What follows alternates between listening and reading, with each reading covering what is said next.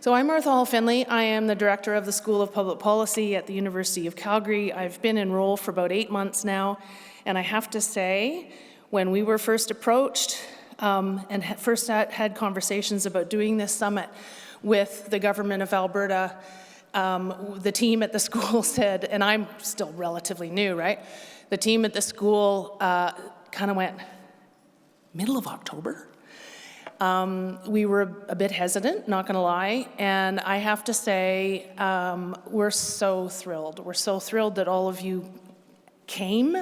We're so thrilled at what happened yesterday. Just the buzz in the hallway was so fantastic, and so we're really, really thrilled. Once again, I do want to thank the entire team at the School of Public Policy, and frankly, a bunch of people at the University of Calgary at large who dove in to help make this happen. So join me in thanking the team for getting this to happen.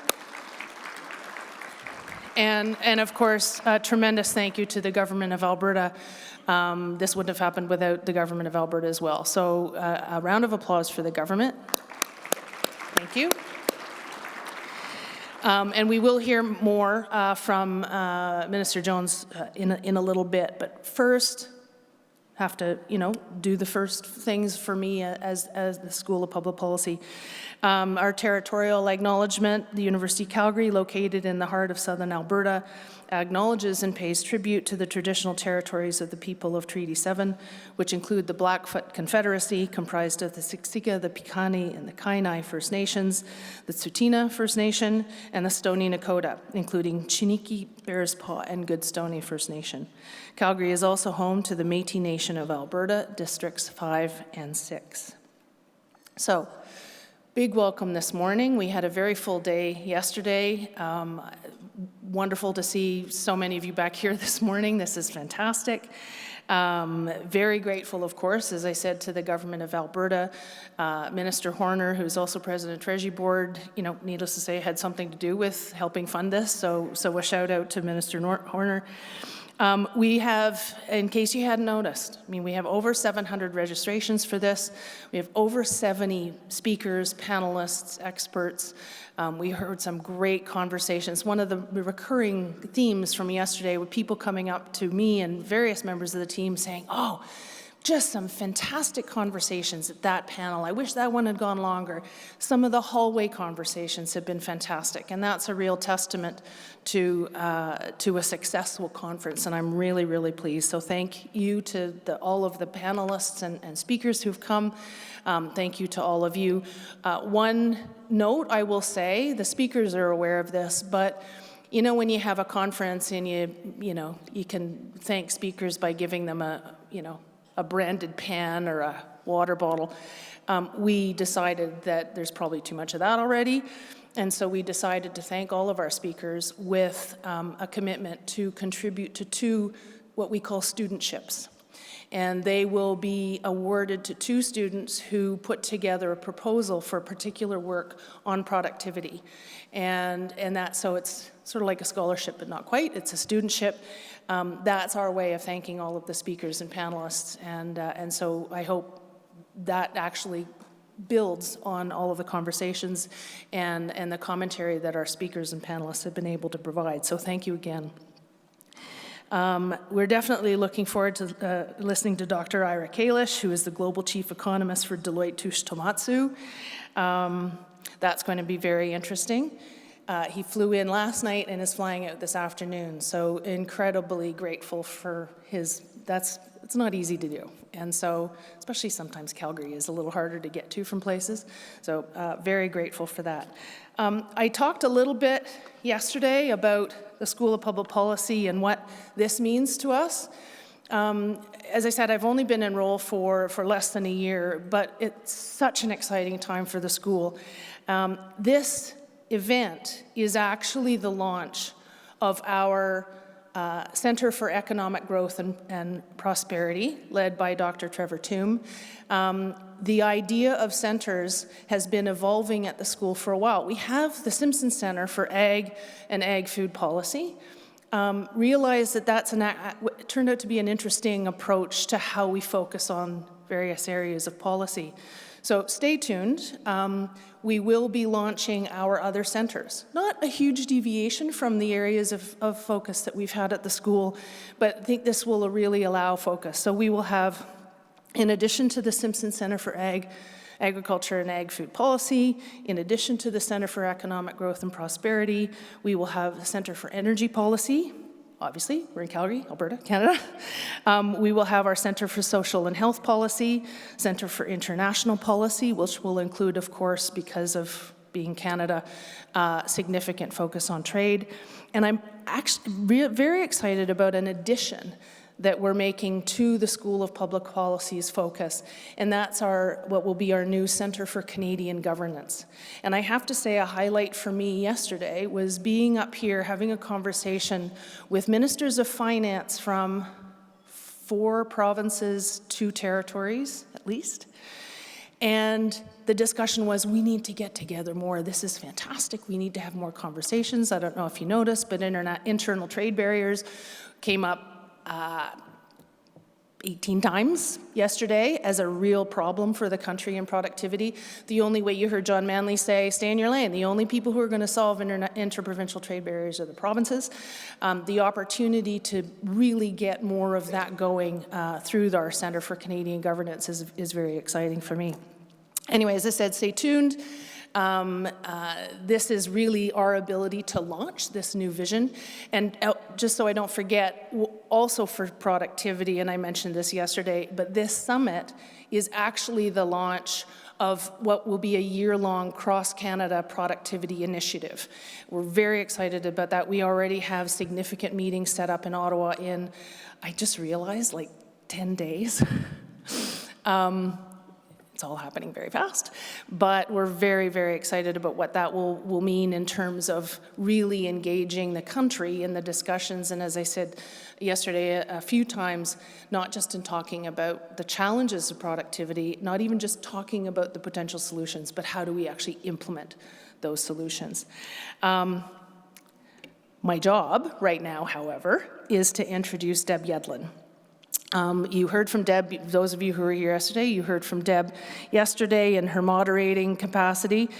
She is the President and CEO of the Calgary Chamber of Commerce and the Chancellor Emerita of the University of Calgary. She's been with the Chamber since 2021. She, of course, has long history in Bay Street and Wall Street and spent 2 decades as a business columnist with many of our country's most influential outlets. Please join me in welcoming Deb.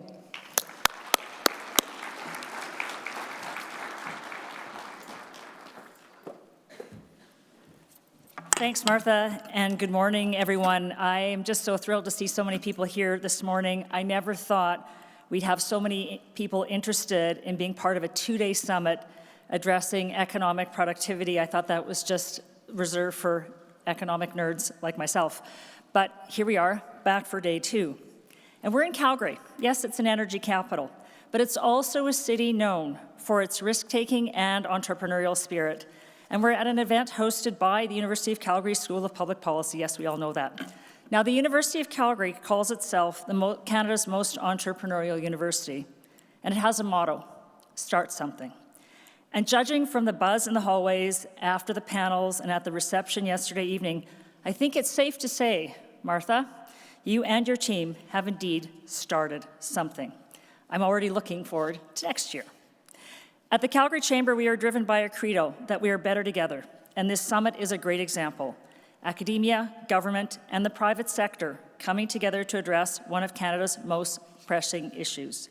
How do we increase productivity and economic growth? We had so many interesting presentations, speeches, and panels yesterday about why productivity matters, what's holding us back, and how we might untie this Gordian knot and unleash economic growth. Martha has said this a few times, this isn't a new problem. It's been festering for 30 years.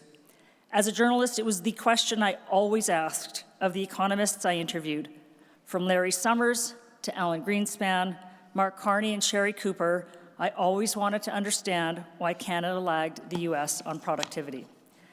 After yesterday's panels and conversations, it's clear to me there are myriad reasons, from labor to technology adoption, regulatory and trade barriers, taxation, and something called short-termism. Yes, short-termism. Whether companies or governments, decisions tend to be made to adhere to the election cycle or the quarterly earnings call. But when we take that long view, great things happen, even if we aren't quite sure how it's all going to turn out. So I have a couple of examples to share. The first is about a politician that might surprise you, Ernest Manning. You were probably expecting me to say Peter Lougheed, didn't you? And I'll get to him in a minute. But it was Manning who actually got the oil sands ball rolling. He was friends with J. Howard Pugh, who ran the Sun Company, based in Pennsylvania. And at the time of their acquaintance, the Sun Company was looking to invest outside the United States. The result was the creation of a subsidiary of Sun Company called the Great Canadian Oil Sands Corporation in 1962, which was producing 31,500 barrels a day from the oil sands. That number grew to 45,000 in 1967, and in 1992 it went public as Suncor, and I worked on that IPO. Now fast forward to 1998, and I'm on a conference call, remember those? With Suncor senior management and buy and sell side analysts, and about to get a lesson in long-term thinking. At that point, the price of oil had averaged $11.84 a barrel. It would later fall to $8.64 a barrel by December. And there was Rick George and D. Parkinson Marcoux and others of the management team announcing Project Millennium, which would increase production to 225,000 barrels a day. I don't need to tell you, we all thought they were nuts. That $11.84 average price was the WTI price, not the oil sands price. And believe me, production costs per barrel weren't where they are today. But something important preceded that Suncor announcement. It was the generic royalty agreement struck in 1997 between Premier Klein and Prime Minister Chrétien when John Manley was Minister of Industry that supported the unlocking of capital. It allowed oil sands companies to pay 1% royalties until the projects reached payout. It was seen as a necessary step to stimulate investment.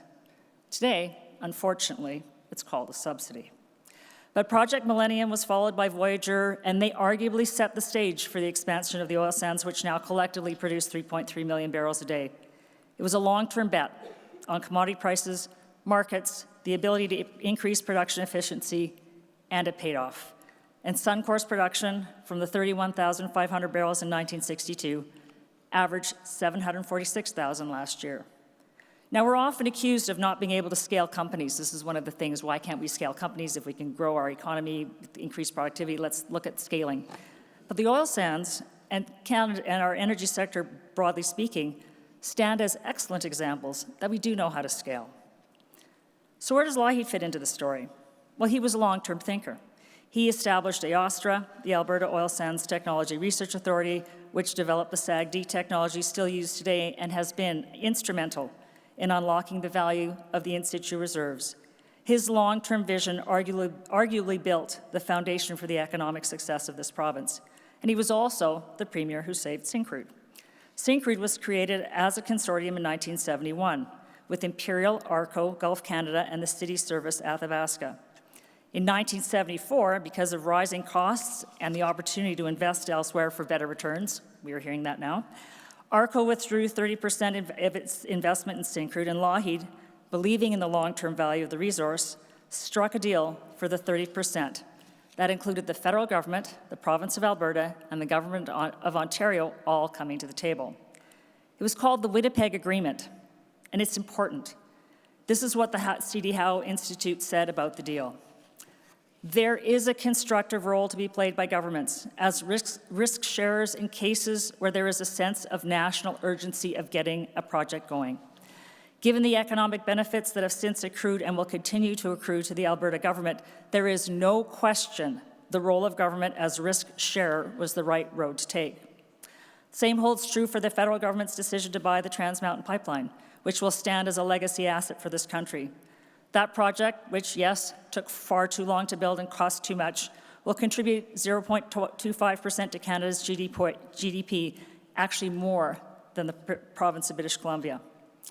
So why, you ask yourself, would a government compromise economic growth and productivities with policies like an emissions cap?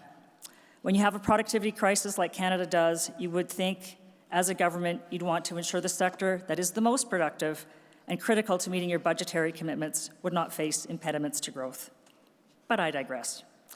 Another example of where we've gotten it right is AMI, the Alberta Machine Intelligence Institute, seeded in 2002 with capital from the Alberta Ingenuity Fund. It attracted deep minds in 2014, and that investment has resulted in Alberta being one of the global leaders in AI and machine learning. AI is changing the world, and this province is making it happen. So we can do this, but it must happen more often. We must do better at fostering competition. Andrew Coyne talked of our monopolies and oligopolies and how this holds us back from encouraging competition, which is important for productivity. We need to get better at making decisions faster. We have to shed the habit of being first to be second.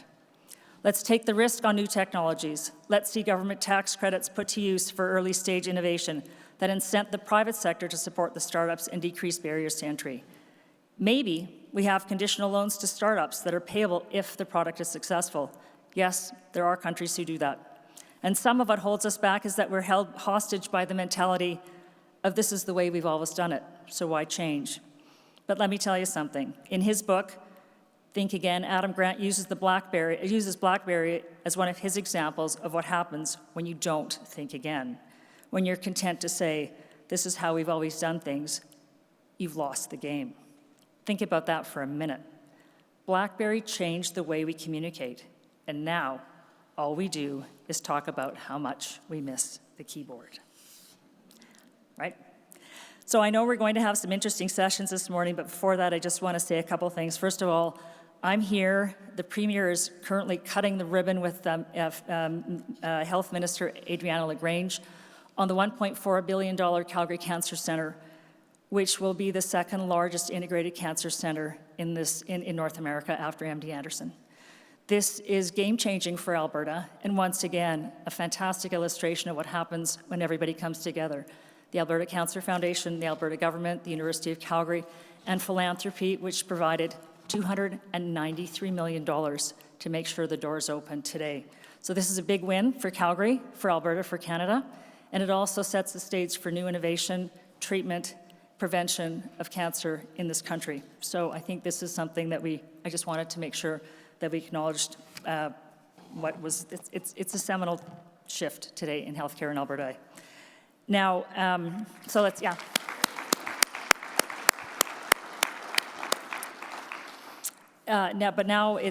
pleased to welcome Minister Matt Jones to offer some remarks. Minister Jones is the Minister of Jobs, Economy and Trade. And I just want to tell you a very short story. A few weeks ago, the Calgary Chamber hosted our Builders and Leaders event. It was attended by Premier Smith, Minister Jones, I'm sorry, I keep thinking of, Indiana Jones, Dr. Jones, anyway. And other members of cabinet. Maybe you need to get a PhD. When I greeted Mr. Jones, the first question he asked was, what can we be doing better as government? Now, I must say that's not what I expected, but it's an indication, because when you come to a reception, you just never know where the conversation is going to go, but it's an indication of the collaborative mindset of this government, and it's one that's very welcome to the Calgary Chamber and to the business community. I welcome you up to the stage, Minister Jones.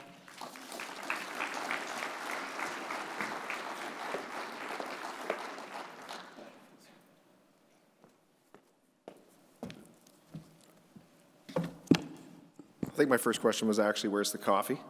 Which was the same thing I asked this morning. Thank you, Deb, and it's a pleasure to be here.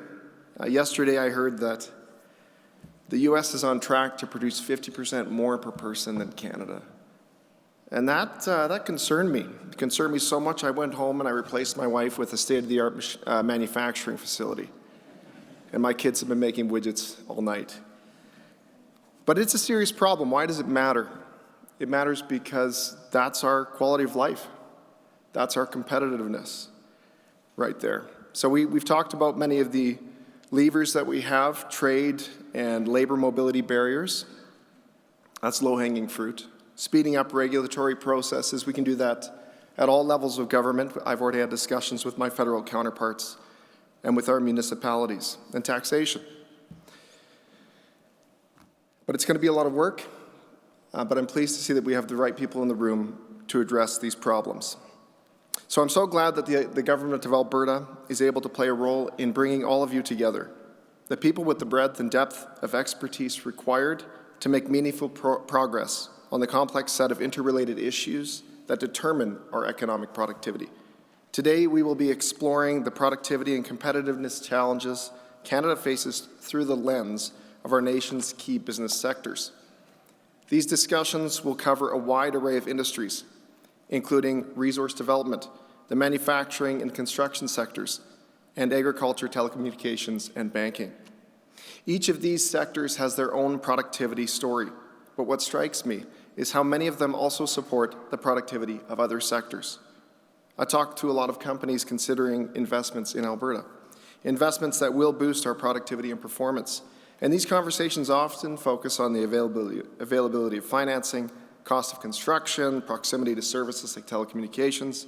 The interrelationship between sectors means that the conversations today cannot take place in isolation or in silos. Investment and productivity enhancement in one sector can and does drive improved results in other sectors. We want to see a new collective momentum emerge. As Alberta's Minister of Jobs, Economy and Trade, I am proud to represent a province that has made productivity and economic growth a priority. Historically, Alberta has demonstrated higher than average productivity levels, thanks in large part to our resource extraction sector. Our oil and gas industry is one of the most productive industries in Canada. In 2023, Alberta's average business sector productivity stood at about $75 in real GDP per hour. This was above the national average of about $59. Our oil and gas sector was an impressive $299 per hour worked. That's about 4 times the Alberta average and nearly 5 times the national average. Alberta's performance remains strong overall, but the productivity overperformance in our oil and gas sector masks a less happy story in many other sectors of Alberta's economy. This has led to some convergence with the rest of the country, and it means that our government will pay close attention to the conversations taking place today. As a province, we know that success in building highly productive sectors is a combination of many things, including smart policies, strategic investments, a skilled and flexible workforce, and a relentless commitment to creating the best environment for businesses to grow and innovate. As we heard yesterday, there are many factors that contribute to productivity. These include capital investment, application of new technologies, competition, and of course, access to markets. But one of the key roles governments plays is preparing people for more productive employment. Jobs, Economy and Trade provides several supports to help Albertans pursue employment opportunities. These include programs like Training for Work, workforce development, and skills training programs. These programs help Albertans find the best job for their skills, tackle midlife career changes, and embrace opportunities for retraining and career advancement. We recognize that ensuring workers have the right skills for in-demand jobs helps them to succeed and be productive members of our province's workforce. I'd like to share 2 examples of our Training for Work programs. One is the Transition to Employment Service, which connects unemployed youth to jobs through the youth employment centres in both Edmonton and Calgary. And the other is the Integrated Training Program, which is designed to help unemployed Albertans upgrade their job-related skills in the finance, insurance, tech, construction, and childcare sectors. Jobs, Economy and Trade also supports employment and training for people who face challenges finding employment. These include people with disabilities, women at times, Indigenous people, newcomers to our province, and young workers. Through the Workforce Partnership Grants, Alberta's government partners with employers, industry, and community organizations and provides them with the resources they need to meet their own unique workforce requirements. A wide range of programs can receive grants, from regional action plans to attract workers to research projects that try to better understand local labour market challenges, to programs that working to provide training or retraining to staff or support the growth and development of underserved groups. These programs contribute to productivity in different regions of the province. They allow local organizations to take the lead in addressing their own area's challenges. Some examples of organizations that have recently received workforce partnership grants include the Red Deer and District Chamber of Commerce to support their Women Leading Change project. The project delivers workshops focused on fostering the professional growth and success of women in business. And the Lloydminster Construction Association's Bi-Provincial Try-A-Trade Career Expo, which provides opportunities for job seekers, young workers, new Canadians, and other interested Albertans to explore a career in the trades. They do this by connecting with employers and education institutions and taking part in hands-on learning experiences such as welding. Our ministry also funds Indigenous-led projects through the Indigenous Employment Training Partnership Program. This program works with 45 First Nations on 140 reserves and 8 Métis settlements across the Albertan areas of Treaty 6, 7, and 8 to develop and fund projects that meet each community's labor needs. Last year, we provided funding for 36 of these programs, supporting around 750 Indigenous participants in a variety of occupations, including care workers, water, wastewater, and septic tank operators, heavy equipment operators, security guards, and more. These programs help to ensure all Albertans can secure jobs and be productive. Our ministry staff also work closely with training partners and job creators to ensure the skills and training opportunities available meet the labor market's needs. In the last fiscal year, more than 18,000 Albertans received training through programs funded by Jobs, Economy and Trade. Our programs are preparing Albertans for high-demand, high-growth industries, ensuring that our province's workforce has the skills needed to support Alberta's and Canada's future productivity and prosperity. So Alberta's government recognizes that innovation fuels productivity and growth. This is why we are proud to sponsor Canada's Productivity Summit. This is an important opportunity for government, industry, and academia to come together to identify challenges, share ideas, and collaborate on solutions. By working together to tackle the challenges we face, we can unlock the potential of our industries. We can improve our global competitiveness and contribute to and ensure a more brighter, more prosperous future for all Canadians. And this is really Canada's time. The entire world is looking for the two things that Canada has: energy and food. And if we get the infrastructure in place to get those products to market, Canada and Alberta are going to take an outsized market share. So let's get to work. Thank you for being here and enjoy the day.